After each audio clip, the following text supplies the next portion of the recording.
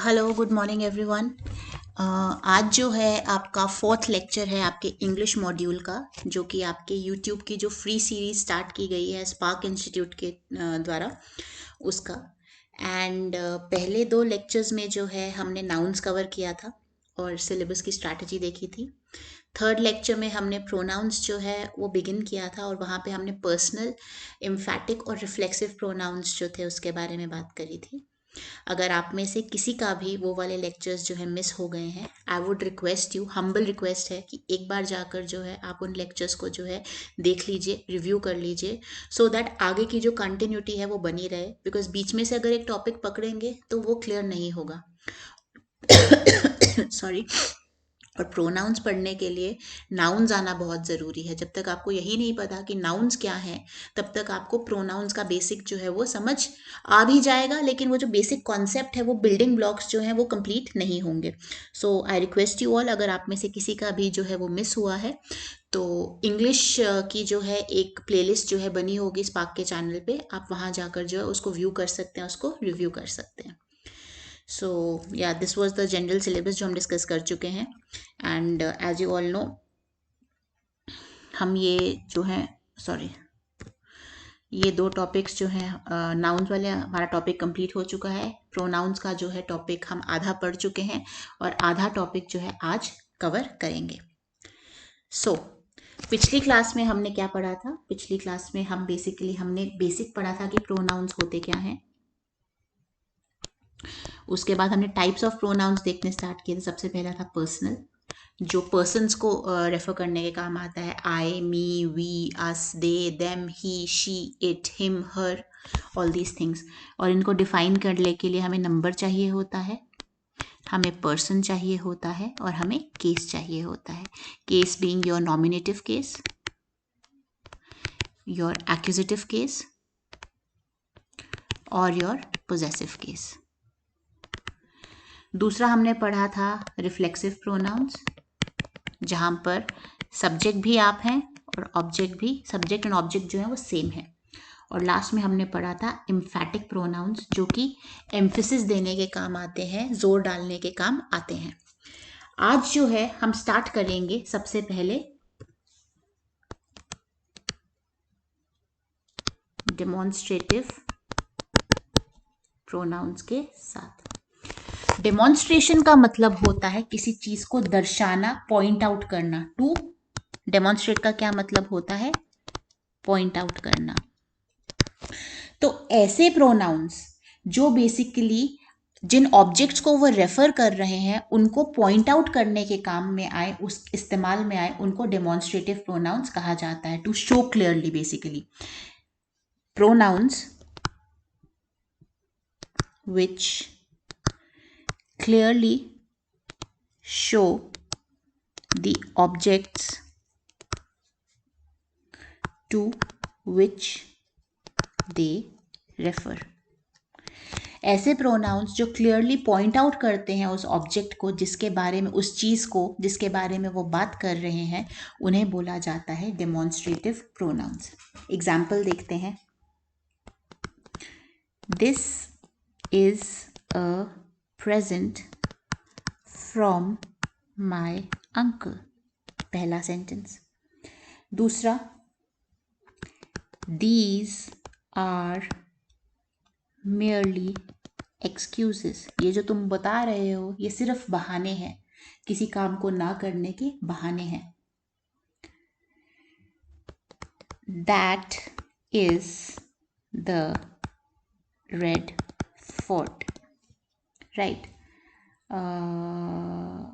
Okay, और क्या हो सकता है? हाँ, both cars are good but this is better than that। अब यहां पर देखिए, पहले सेंटेंस में हमने बोला this is a present from my uncle. ये जो आपने दिस का इस्तेमाल किया है, ये दिस किसको रेफर कर रहा है? प्रेजेंट को रेफर कर रहा है। It is use to refer to the object present. This का इस्तेमाल हम प्रेजेंट को रेफर करने के लिए, प्रेजेंट को दिखाने के लिए, जो तोहफा आपको मिला है उसको दर्शाने के लिए यूज कर रहे हैं। These are merely excuses. क्या है excuses? ये जो तुम दे रहे हो, तो ये दीज किसको रेफर कर रहा है? excuses को. That is the red fort. वो जो है वो रेड फोर्ट है.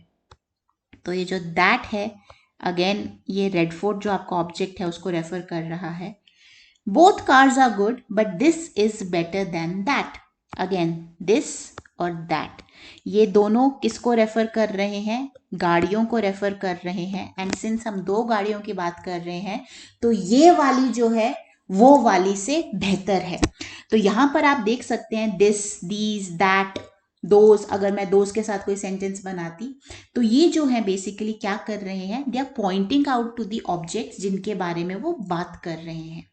राइट. तो this, that, these, those. This का प्लूरल होता है दीज, और दैट का प्लूरल होता है दोज. तो ये जो आपके चार हैं, ये प्राइमरली आपके डेमोन्स्ट्रेटिव प्रोनाउंस का काम करते हैं. ये आपके डेमोन्स्ट्रेटिव प्रोनाउंस को दर्शाते हैं. लेकिन कंफ्यूजन कहाँ पर आती है? कंफ्यूजन आती है जब हमारे पास ऐसा कोई सेंटेंस आ जाता है. कैसा? This book is mine. That pain is yours.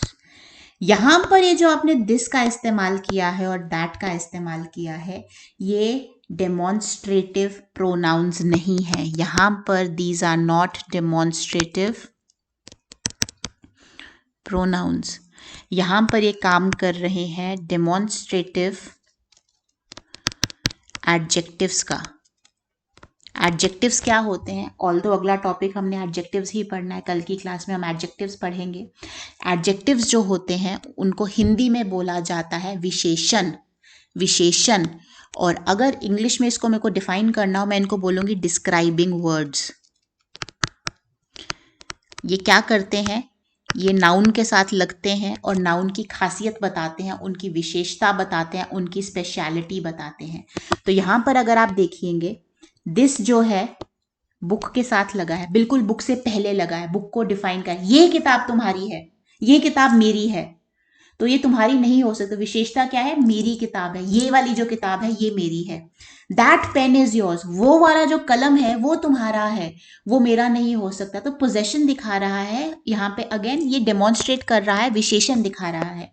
लेकिन पिछले सेंटेंसेस में अगर आप देखेंगे, दिस के बाद कोई भी नाउन नहीं आ रहा है. अगर होता this present is from my uncle, इस सेंटेंस को अगर मैं लिखती this present is from my uncle. बोलने का तात्पर्य जो है, बोलने की जो मेरी जो बोलना मैं चाह रही हूँ वो यही है कि जो प्रेजेंट है मेरे अंकल ने मुझे दिया है. लेकिन फर्क कहाँ आ जाता है कि पार्ट ऑफ स्पीच मेरा बदल जाता है. यहां पर इस वाले सेंटेंस में जो मैंने दिस लगाया है वो एक डेमोन्स्ट्रेटिव प्रोनाउन का काम कर रहा है.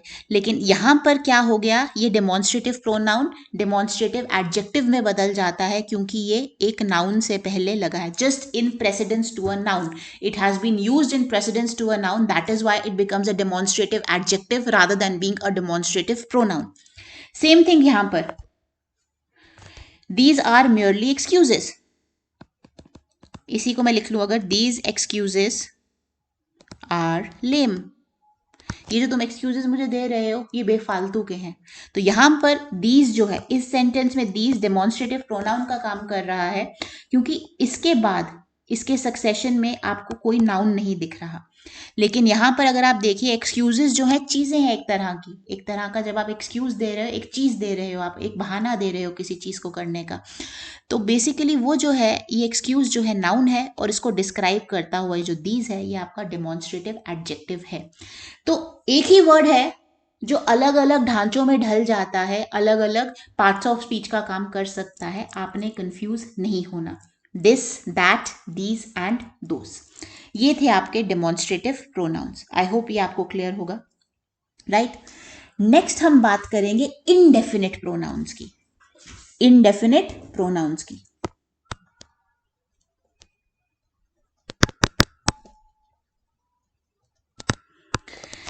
इनडेफिनिट का क्या मतलब होता है? इनडेफिनिट का मतलब होता है something which is not defined. Something which is not not defined. तो जब आपकी कोई चीज डिफाइन नहीं हो रही तो आपको नहीं पता कि आप किस पर्टिकुलर पर्सन या चीज के बारे में बात कर रहे हो। इनडेफिनेटनेस क्या है? You do not talk about a particular person और thing, you are not talking about a particular person और thing.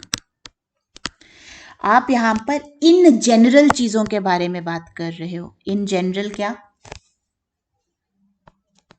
One hardly knows what to do. None of his poems are well known. Many of them were soldiers. All were drowned. ठीक है। Did you ask anybody to come?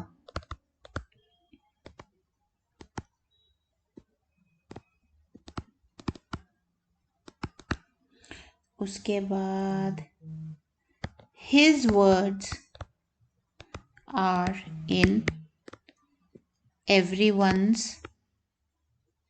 mouth. Everyone's apostrophe ऐसे everyone's mouth।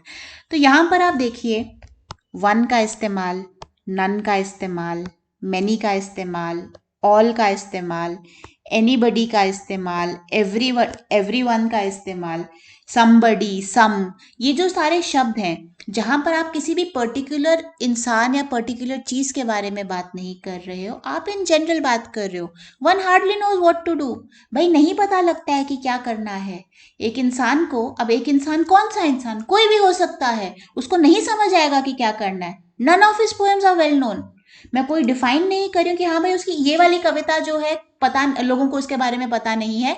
उसकी कोई भी कविता, तो कोई भी जब मैं बोल रही हूँ तो वहां पर अगेन एक इनडेफिनेटनेस आती है, something which is not defined. Many of them were soldiers, उनमें से बहुत सारे सोल्जर्स थे। कितने सारे?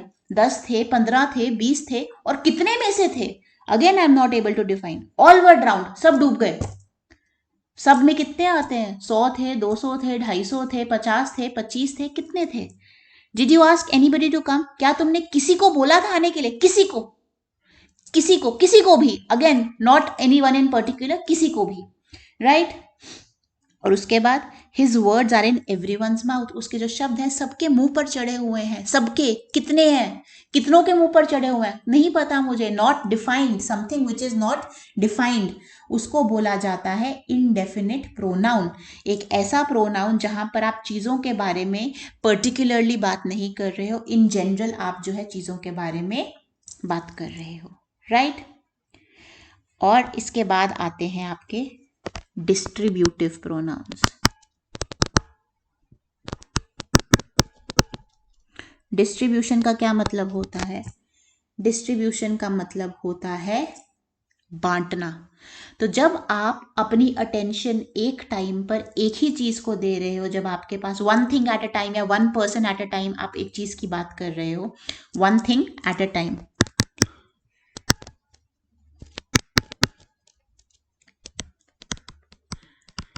इनडेफिनेट प्रोनाउंस में आप क्या कर रहे थे? सबकी बात कर रहे, कोई भी नहीं आया, उनमें से बहुत सारे सोल्जर्स थे, some of them are, all of them have drowned, सब जो है डूब के मर गए।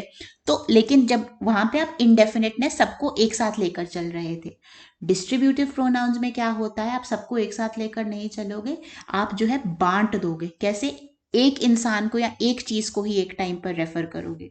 तो जो आपके मोस्ट कॉमनली आपके प्रोनाउंस है, जो डिस्ट्रीब्यूटिव प्रोनाउंस है, वो है ईच, हर एक, आइदर, दोनों में से एक, नाइदर, दोनों में से कोई भी नहीं। तो each of the boys gets a prize, हर एक लड़के को, एक आप डिस्ट्रीब्यूट कर रहे हो यहां पर कि हर एक इंसान की आप बात कर रहे हो, हर एक लड़के को जो है प्राइज दिया जाएगा। Either of you can go, तुम में से कोई भी एक जा सकता है, हर एक, कोई भी एक। और neither of the stories is true. दोनों में से एक भी कहानी जो है वो सत्य नहीं है, वो ट्रू नहीं है। तो यहां पर आपको देखना है, जब आप एक की बात कर रहे हो, हर एक, दोनों में से एक, दोनों में से कोई भी एक नहीं, तो यहां पर इन प्रोनाउंस को बोला जाता है डिस्ट्रीब्यूटिव प्रोनाउंस। और ध्यान देने वाली बात क्या है, ये जो डिस्ट्रीब्यूटिव प्रोनाउंस हैं ये हमेशा सिंगुलर होते हैं, ये हमेशा सिंगुलर होते हैं, और हमेशा इनके बाद जो वर्ब लगेगा वो भी हमेशा सिंगुलर फॉर्म जो है वर्ब की वो लगेगी। यहाँ पे हमेशा singular form of the verb जो है लगेगी। ठीक है, तो ये है आपके डिस्ट्रीब्यूटिव प्रोनाउंस। आई होप ये जो है आपको क्लियर हो गया हो, राइट। तो हमने अभी 3 तरह के प्रोनाउंस पढ़े, डिस्ट्रीब्यूटिव, इनडेफिनिट और तीसरा demonstrative. Now moving on to the next class of pronouns जिनको बोला जाता है रिलेटिव प्रोनाउंस। अब रिलेटिव प्रोनाउंस जो है वो क्या है, what is relative? Basically relative जो है, रिलेटिव का क्या मतलब होता है हिंदी में? रिश्तेदार। तो बेसिकली जो रिश्तेदारी का काम निभा रहे हैं, जो आपके 2 सेंटेंसेस के 2 क्लॉजेस के बीच की रिश्तेदारी जो है उनको निभा रहे हैं, उनको बोला जाता है रिलेटिव प्रोनाउन। ठीक है, इट बेसिकली क्या करता है, इट रेफर्स टू और रिलेट्स। तो 2 क्लॉजेस को जो है रिलेट कर रहा है, उनको जो है एक साथ जोड़ रहा है, उसे बोला जाता है रिलेटिव प्रोनाउन। ठीक है, अब ये देखिए,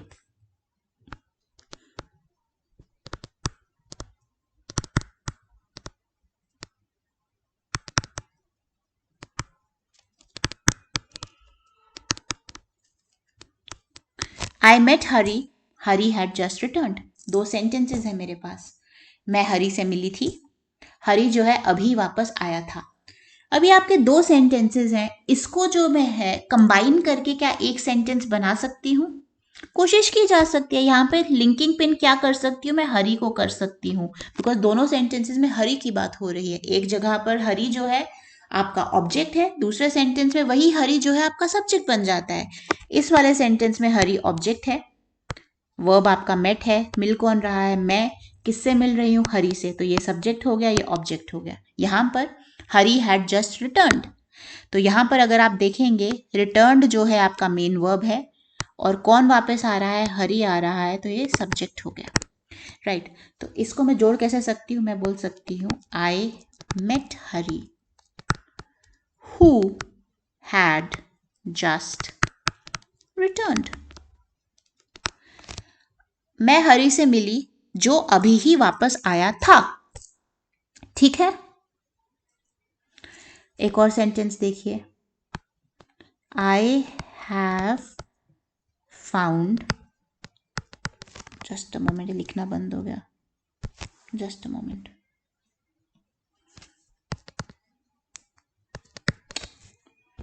just a moment, just a moment.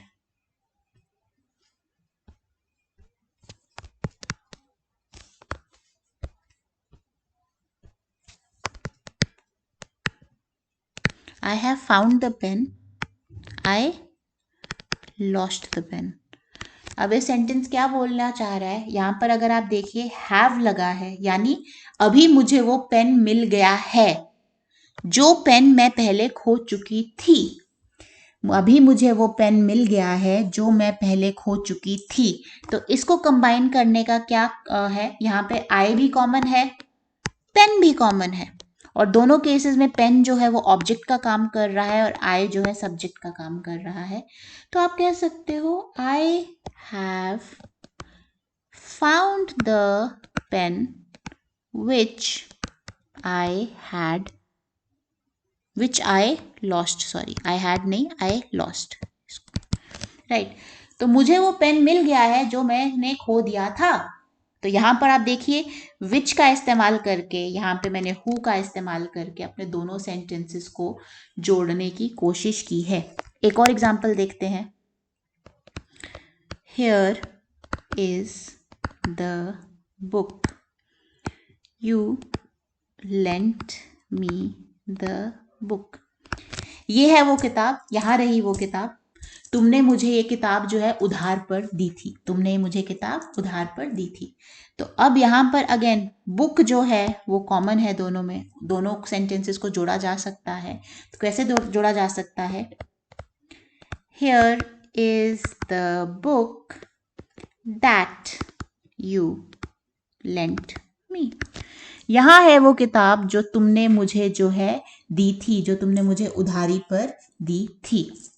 Right तो ये चीजें जो है आपको ध्यान में रखनी है कि रिलेटिव प्रोनाउन क्या करता है, दो क्लॉजेस को या दो सेंटेंसेस को जोड़ने में हमारी हेल्प करता है। अब ये जो रिलेटिव प्रोनाउन है इसके बेसिकली फॉर्म्स हैं, कुछ फॉर्म्स होती हैं, वो फॉर्म्स हम देख लेते हैं। सबसे पहले आती है आपकी नॉमिनेटिव फॉर्म, यानी केस के हिसाब से सब्जेक्टिव केस जिसको बोला जाता है। सब्जेक्टिव केस में इसकी क्या फॉर्म होती है? इसकी फॉर्म होती है हु। आपके पोजेसिव केस में इसकी क्या फॉर्म होती है? इसकी फॉर्म होती है हुज, किसका? Who, whose. और तीसरा आता है आपका ऑब्जेक्टिव फॉर्म, जहां पर ये बन जाता है हुम या हु, अगेन डिपेंडिंग अपॉन कि क्या आप किस तरह से यूज कर रहे हो। अब यहां पर देखिए, this is the boy who works hard. ये वही लड़का है जो मेहनत करता है। ठीक है, this is the boy whose exercise is done well. This is the boy whom or who all praise. तो यहाँ पर आपको देखने वाली जो चीज़ है वो ये है कि बाबा यहाँ पे आपने तीनों केसेस इस्तेमाल करे हैं। यहाँ पर जो है नॉमिनेटिव केस दिख रहा है, यहाँ पर पोजेसिव केस दिख रहा है, और यहाँ पर जो है ऑब्जेक्टिव केस दिख रहा है। राइट तो ये जो फॉर्म्स हैं आपकी, ये सिंगुलर और प्लूरल के लिए सेम रहती हैं, आपके मैस्कुलिन फेमिनिन के लिए सेम रहती हैं। ठीक है, तो ये चीज़ आपको ध्यान रखनी है कि सब्जेक्टिव केस में जब भी आप किसी चीज़ की बात करेंगे तो हमेशा वो सब्जेक्टिव प्रोनाउन लेगा, रिलेटिव प्रोनाउन। आप ऑब्जेक्टिव केस में जब किसी भी चीज़ की या किसी भी उसकी बात करेंगे तो वो हमेशा आपका ऑब्जेक्टिव प्रोनाउन लेगा, और जब भी आप पोजेसिव केस में बात करेंगे तो वो आपका पोजेसिव प्रोनाउन लेगा। पहली चीज़ तो ये। दूसरी चीज़, विच की जब हम बात करते हैं तो विच जो है सब्जेक्टिव केस में भी वही रहता है, ऑब्जेक्टिव केस में भी वही रहता है। एग्जाम्पल देख लीजिए, this is the house which belongs to my uncle. The house which my uncle built cost him 2 crore rupees. Right तो यहाँ पर आप देखिए विच जो है सब्जेक्टिव और ऑब्जेक्टिव दोनों केसेस में जो है सेम ही फॉर्म ले रहा है। यहाँ पर वो क्या कह रहा है? सेम ही फॉर्म ले रहा है। ठीक है, ये आपने ध्यान रखना है।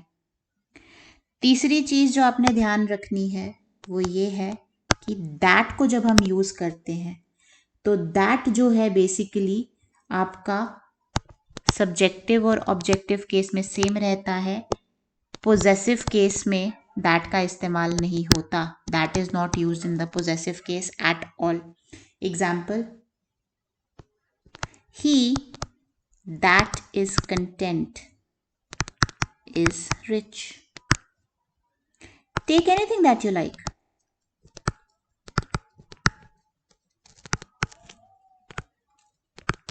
तो यहाँ पर ये ऑब्जेक्टिव केस में इस्तेमाल हुआ है, यहाँ पर सब्जेक्टिव केस में इस्तेमाल हुआ है, तो यहाँ पर इसका पोजेसिव केस नहीं लगता।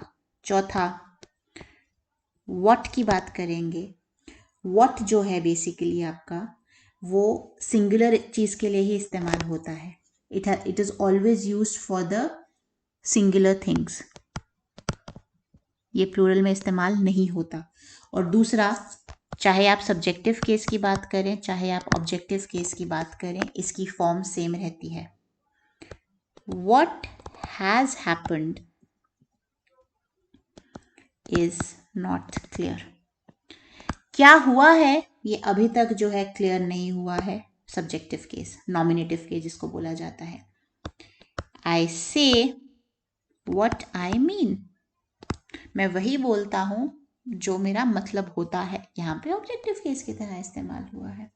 तो लेकिन हमेशा सिंगुलर चीज के साथ इस्तेमाल होगा, प्लूरल चीज के साथ इस्तेमाल नहीं होगा. अब रिलेटिव प्रोनाउंस में बहुत कंफ्यूजन आती है कि इनको यूज कैसे किया जाए, यूजेस क्या रहेंगे. तो सबसे पहला, हु जो है वो पर्सन्स के साथ ही लगेगा, सिर्फ पर्सन्स ओनली, इंसानों के साथ ही लगेगा.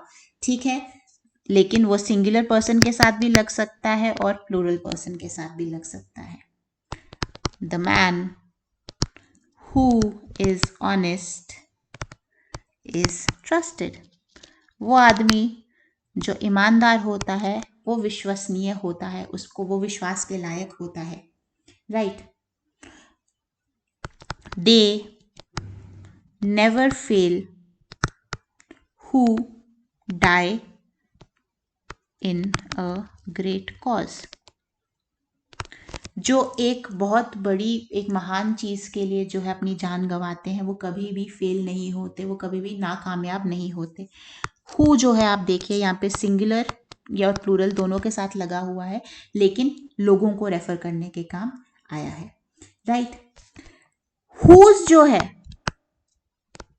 वो हु की पोजेसिव फॉर्म है, और पोजेसिव फॉर्म क्या दिखाती थी, बिलोंगिंगनेस दिखाती थी, हक जताती थी. तो यहां पर जब भी हम पर्सन्स की बात करेंगे, पर्सन्स के हक की, पर्सन्स के बिलोंगिंगनेस की, एनिमल्स के हक की बात करेंगे, उनकी बिलोंगिंगनेस की, और जब भी हम नॉन लिविंग चीज़ों की बात करेंगे उन सब के साथ हुज लग सकता है जब भी हम उनकी पोजेशन दिखाने की कोशिश करेंगे, जब भी उनकी बिलोंगिंगनेस दिखाने की कोशिश करेंगे. जैसे the sun whose rays give life to earth is regarded as a god by some people. सूरज, जिसकी रोशनी, तो रोशनी किसकी है, सूरज की है, तो यहां पर क्या लगेगा, हुज लगेगा. जिसकी रोशनी जो है धरती को जो है जीवन प्रदान करती है, उसको जो है कुछ लोग भगवान की तरह पूजते भी हैं. ठीक है. तीसरी चीज, विच का इस्तेमाल एनिमल्स के साथ होगा और नॉन लिविंग थिंग्स के साथ होगा, थिंग्स विदाउट लाइफ के साथ होगा. सिंगुलर भी हो सकता है, प्लूरल भी हो सकता है. द मोमेंट, अरे यार फिर लिखना बंद हो गया, just a moment.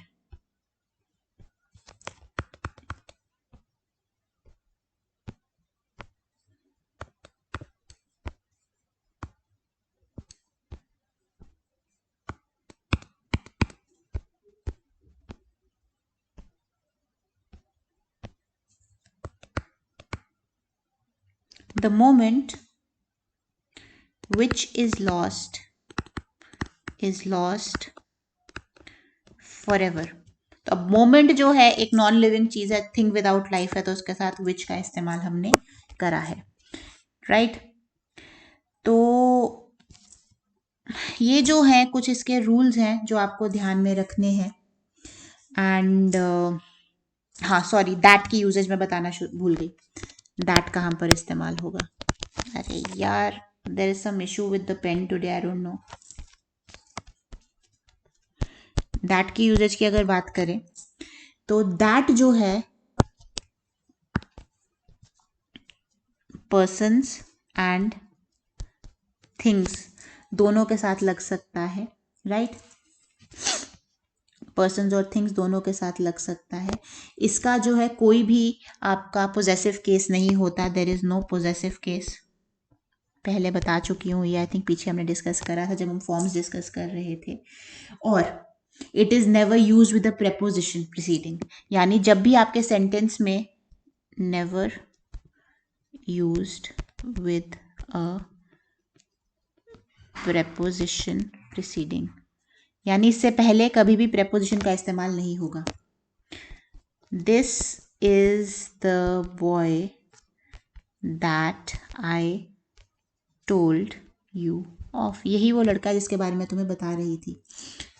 I know the house that he lives in, जिस घर में वो रहता उस घर के बारे में मैं जानती हूँ। राइट, इनफैक्ट आपको यहाँ पर ध्यान देने की क्या ज़रूरत है, यहाँ पर आपको ध्यान देने की ज़रूरत है जब आप डिफाइनिंग क्लॉज में बात कर रहे हो, जब आप डिफाइन कर रहे हो कि किसके बारे में आप बात कर रहे हो, वहां पर दैट का इस्तेमाल होगा। It is used in the defining clause, clauses that restrict और लिमिट। क्लॉज, डिफाइनिंग क्लॉज क्या होता है, जहां पे आप डिफाइन कर रहे हो, आप रिस्ट्रिक्ट कर रहे हो, आप लिमिट कर रहे हो, या फिर आप डिफाइन कर रहे हो कि आप किस बारे में बात कर रहे हो, आपके एंटीसीडेंट को आप डिफाइन कर रहे हो। राइट, आप अपने एंटीसीडेंट को डिफाइन कर रहे हो। तो ये कुछ चीज़ें हैं जो आपको ध्यान में रखनी है जब आप रिलेटिव प्रोनाउंस के बारे में बात कर रहे हैं। राइट, और जो लास्ट कैटेगरी ऑफ प्रोनाउंस आपकी है वो है आपकी interrogative pronounce. The last category of pronouns is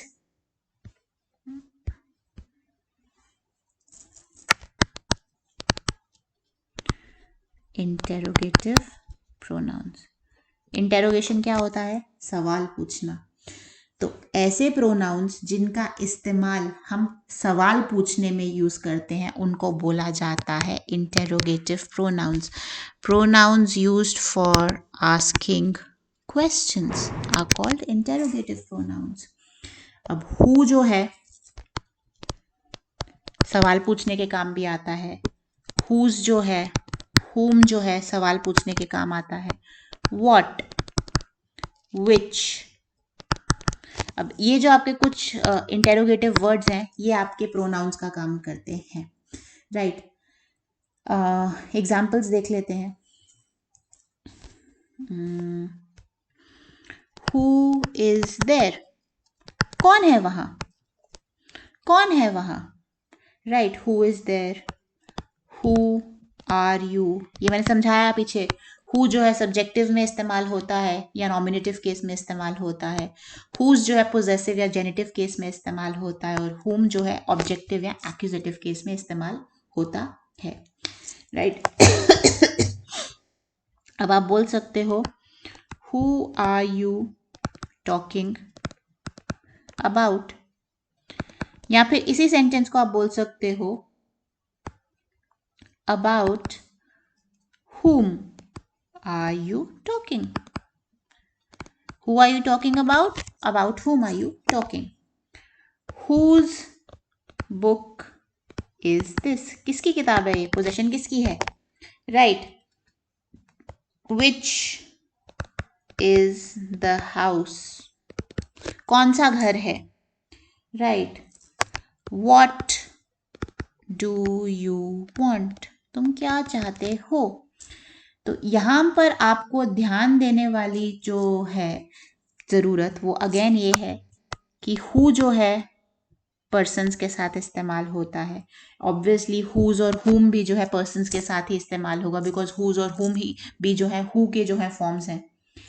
which जो है पर्सन्स के साथ भी इस्तेमाल होता है और थिंग्स के साथ भी इस्तेमाल होता है। It implies selection, it implies selection, यानी अगर मैं बोलती हूँ, sorry, if it implies, one second, I will have to add in more slides, just a moment, just hold on। तो आई होप यहाँ तक चीजें जो है आपको क्लियर हैं।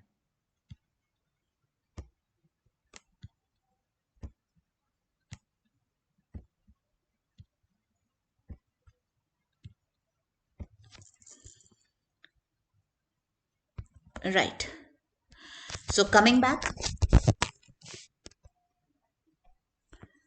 विच जो है इट इम्प्लाइज सिलेक्शन। सिलेक्शन क्या, कि भाई एक क्वेश्चन है जहां पर आपके पास लिमिटेड नंबर ऑफ चीजें हैं और उसमें से आपको सिलेक्ट करना है।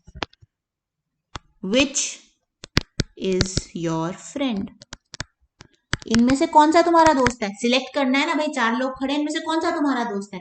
मैं बोलूं हु इज योर फ्रेंड, तुम शायद किसी का नाम ले लो, वहां पे सिलेक्शन नहीं है। लेकिन अगर आप बोलो विच इज योर फ्रेंड, तो तुम्हारे पास 3 या 4 लोग वहां पे खड़े हैं, 10 लोग वहां खड़े, तुमने बताना है कि किसने किया है। सिमिलरली मैं बोलूं which of you has done this, तुम में से किसने ये हरकत करी है। तो तुम में से 10 लोग अगर खड़े हैं तो 10 में से सिलेक्ट करके बताओ कि भाई ये हरकत करने वाला कौन है। राइट, व्हाट की अगर बात की जाए तो व्हाट जो है हमेशा चीजों के साथ ही लगता है, what is always use with things. Right, तो मैं बोलूं व्हाट हैव यू फाउंड, क्या मिला है तुम्हें। I have found a dog, I have found a key, I have found a book. What do you want? I want an ice cream.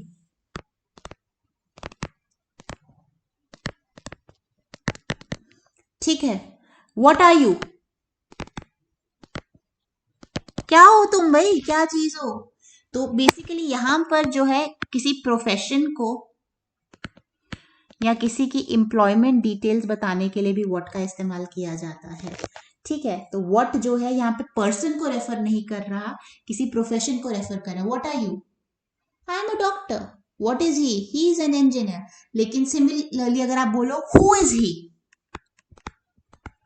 तो who is he में आप उसकी identification पूछ रहे हो, वहां पे आप पर्सन को रिकॉग्नाइज करने की बात कर रहे हो। सो this is all about your interrogative pronounce. तो आज हमने पढ़े क्या क्या। सबसे पहले हमने स्टार्ट किया, एक हमने रिवीजन किया कि पीछे हम क्या पढ़ चुके हैं। हमने पर्सनल प्रोनाउंस के बारे में बताया, उसको डिफाइन करने के लिए 3 चीजें चाहिए थी। नंबर, कितने आदमी थे, एक था कि एक से ज्यादा था। पर्सन, फर्स्ट पर्सन है, सेकंड पर्सन है, थर्ड पर्सन है। और केस, सब्जेक्टिव या नॉमिनेटिव केस है, ऑब्जेक्टिव या एक्यूजेटिव केस है, पोजेसिव या जेनेटिव केस है। दूसरा हमने बात किया रिफ्लेक्सिव प्रोनाउंस के बारे में, जहाँ पे सब्जेक्ट और ऑब्जेक्ट सेम होते हैं। तीसरा होता है एम्फैटिक प्रोनाउंस, जहाँ पर बेसिकली आप एम्फेसिस जो है ले करने की बात करते हो, किसी भी एक चीज के ऊपर जोर डालने की बात करते हो। राइट, उसके बाद जो है हमने आज का लेक्चर स्टार्ट किया, जहां पर हमने सबसे पहले अपना इंडेफिनिट, अपना डिस्ट्रीब्यूटिव और डेमोन्स्ट्रेटिव प्रोनाउंस के बारे में बात की। डेमोन्स्ट्रेटिव प्रोनाउंस में this, that, these, those, which refer to an object being spoken of.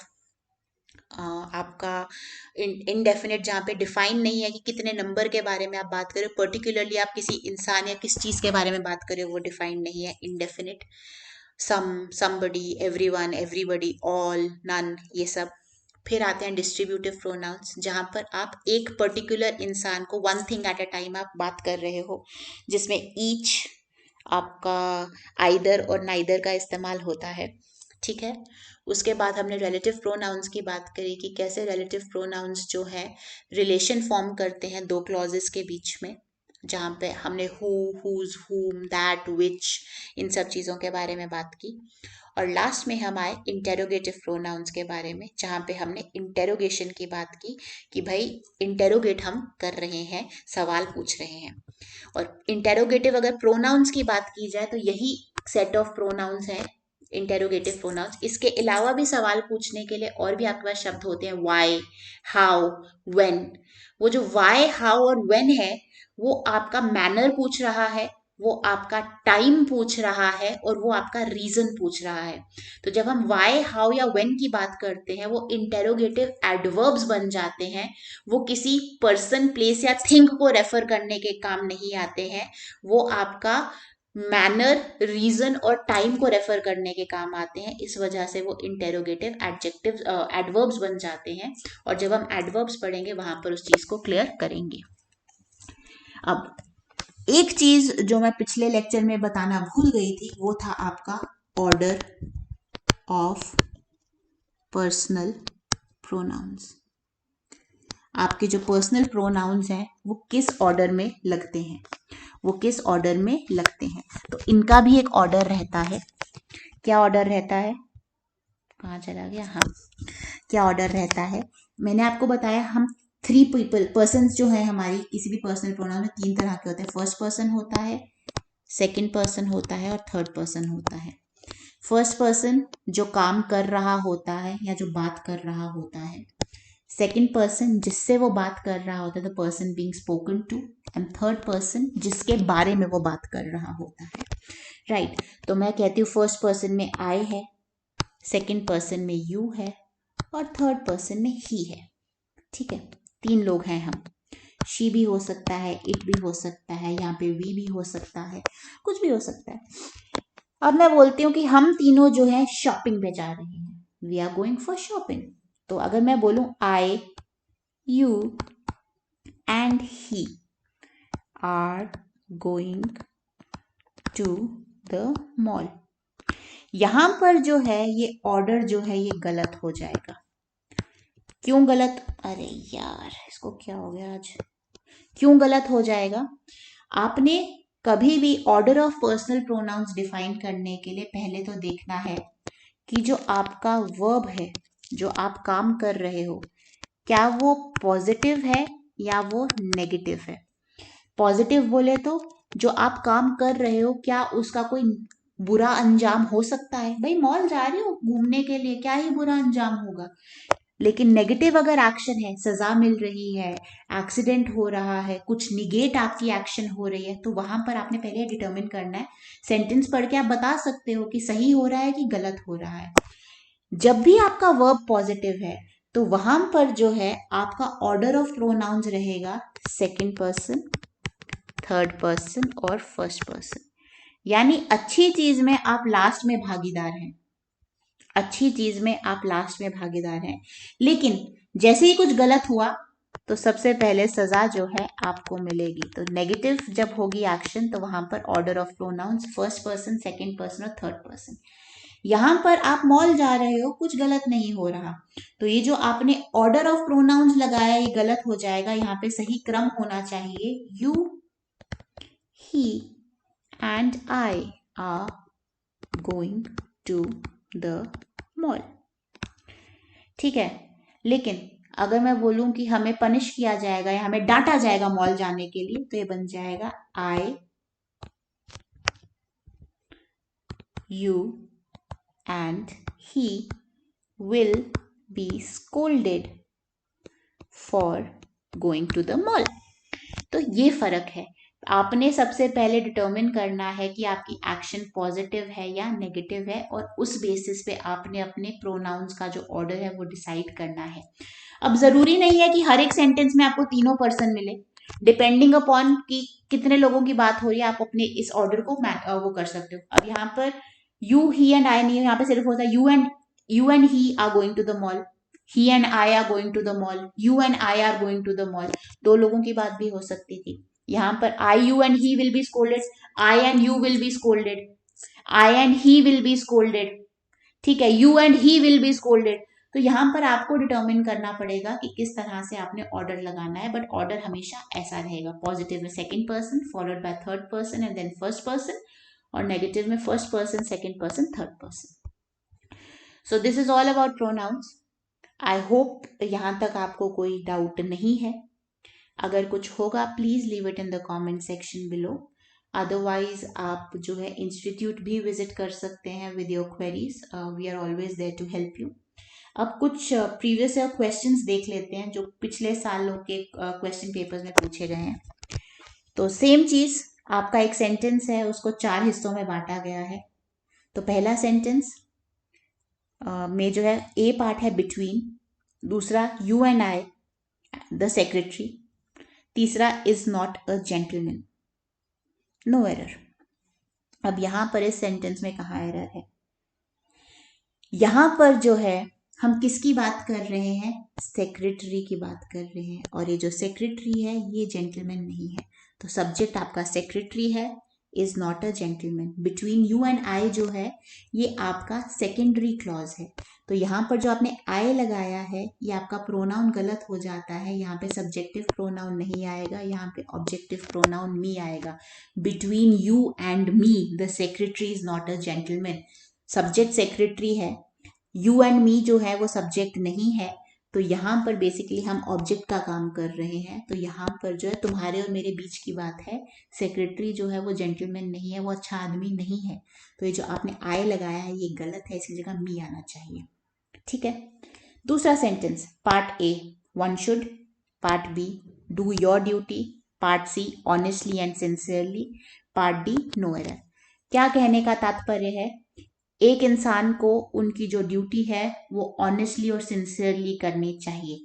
तो जब आपने वन लगा दिया, इनडेफिनिटनेस है यहाँ पर, तो यहाँ पर योर क्यों है? यहाँ पर होना चाहिए one's duty. One should do one's duty honestly and sincerely. ठीक है। तीसरा sentence, you he and I are in the wrong. तुमने, उसने और मैंने जो है गलती की है, हम गलत पढ़ रहे हैं। तो इसी सेंटेंस से पता लग रहा है कि भाई वर्ब जो है मेरा क्या है, नेगेटिव है। और नेगेटिव में ऑर्डर ऑफ प्रोनाउंस क्या आता है? First person, second person, third person. क्या वो ऑर्डर है यहाँ पर? नहीं है, नहीं है। यहाँ पे ऑर्डर क्या होना चाहिए था? आई, यू एंड ही। ठीक है। Next sentence, only you and him can do this work fast. सिर्फ तुम और वो जो है इस काम को जल्दी अंजाम दे सकते हैं। तो इस काम को अंजाम देने के लिए आप और वो जो प्राणी हैं वो दोनों सब्जेक्ट हैं। तो जब दोनों सब्जेक्ट हैं, एक के साथ आपने सब्जेक्टिव प्रोनाउन लगाया, दूसरे को आपने ऑब्जेक्टिव प्रोनाउन क्यों बना दिया है? ओनली। और इन सेंटेंसेस को करने का सबसे आसान तरीका है, सबसे पहले आप एक सब्जेक्ट के साथ पढ़ो, फिर दूसरे सब्जेक्ट के साथ पढ़ो। Only you can do this work fast सही है। Only him can do this work fast गलत है। यहाँ पे हिम नहीं, यहाँ पर ही आना चाहिए। So only you and he can do this work fast. Next sentence, if I were him. अगर मैं वो होती या होता, I would not misbehave like this. मैं इस तरह से जो है गलत दुर्व्यवहार, कुष्ठ व्यवहार नहीं करता। ठीक है। तो यहां पर again, if I were him, I भी आपका सब्जेक्ट है, हिम भी आपका सब्जेक्ट है, लेकिन यहां पर हिम जो है ऑब्जेक्टिव प्रोनाउन है, यहाँ पे सब्जेक्टिव प्रोनाउन लगना चाहिए था। इफ आई वर ही, अगर मैं वो होता या होती। इफ आई वर ही, अगर मैं वो होता तो मैं इस तरह से व्यवहार नहीं करता। तो यहाँ पे हिम नहीं, ही आना चाहिए। ठीक है।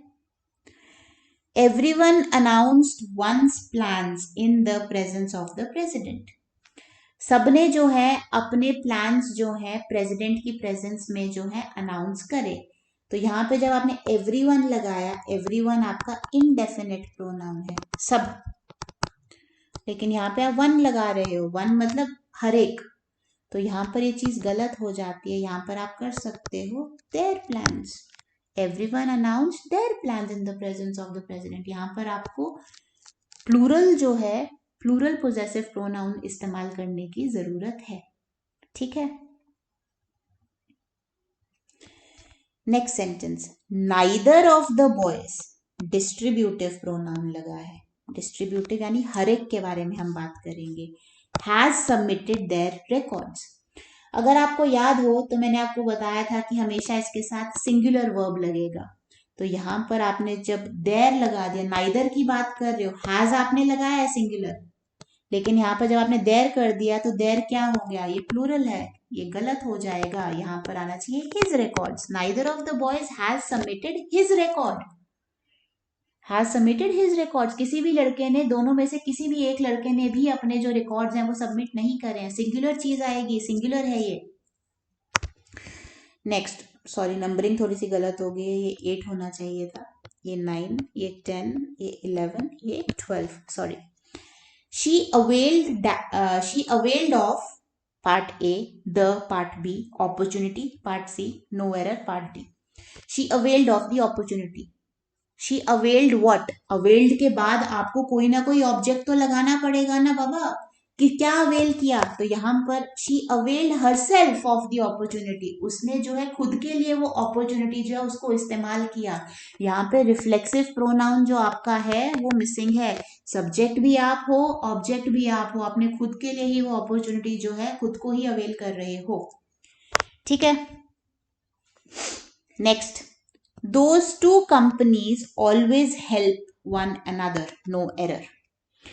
आप में से बहुत सारे बच्चे होंगे जो कहेंगे कि इसमें नो एरर है, बट मैं इसमें कहूंगी पार्ट सी में एरर है। क्यों एरर है? यहां पर ध्यान देने वाली बात है वन अनदर